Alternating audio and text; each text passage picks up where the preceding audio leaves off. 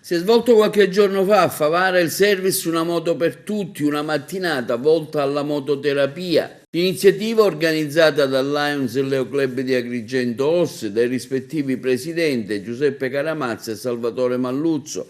Un'occasione, a loro detto, per rimarcare l'importanza del fare rete e sinergia tra il mondo dell'associazionismo presente sul territorio.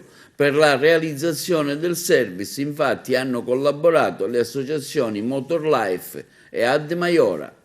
Abbiamo realizzato questo service oggi insieme all'Eo Club Agrigento Oste, l'associazione Ad Maiora e l'associazione Motorlife. Abbiamo fatto una giornata di mototerapia offrendo un momento di svago e facendo provare a bambini, ragazzi e adulti con e senza disabilità un'emozione nuova per alcuni e quindi siamo felici di questo perché i Lions sono per le persone con le fragilità, i Lions sono per i giovani. Continuiamo incessantemente i nostri service. Oggi siamo a Favara insieme al nostro Lions Club sponsor, l'Agrigento Oste. Abbiamo deciso in maniera sinergica, Leo Club e Lions, di organizzare questo service che segna appunto un elemento importante, quello della vicinanza al mondo della disabilità, ma soprattutto alla vicinanza alle problematiche che ci sono appunto e oggi sono presenti. Un service di sensibilizzazione e ringrazio a tal proposito l'associazione Motorlife e l'associazione Ad Maiora per avere contribuito e partecipato alla realizzazione di questo service. Questo è il primo di tanti che realizzeremo insieme. Grazie. Oggi è giornata di mototerapia, siamo a Favara, siamo stati ospiti del Lions e Leo Club Oste di Agrigento.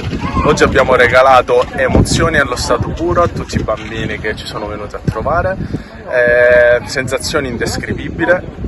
I bambini hanno provato l'emozione di avere il vento in faccia, anche se il vento in faccia oggi vento non ce n'era. Erano emozionati e felici. Oggi siamo con Nadia. Nadia, raccontaci un po' l'esperienza di questa mattina e soprattutto l'importanza di questo incontro, dato che fai parte dell'associazione Motorlife. Oggi finalmente siamo tornati, grazie anche alla collaborazione del Leo Club, è riuscita una giornata splendida, anche il meteo ci ha graziati, mettiamola così. È stato un giorno pieno di emozioni, i bambini non facevano altro che chiederci quando ritornerete e speriamo di replicarlo presto.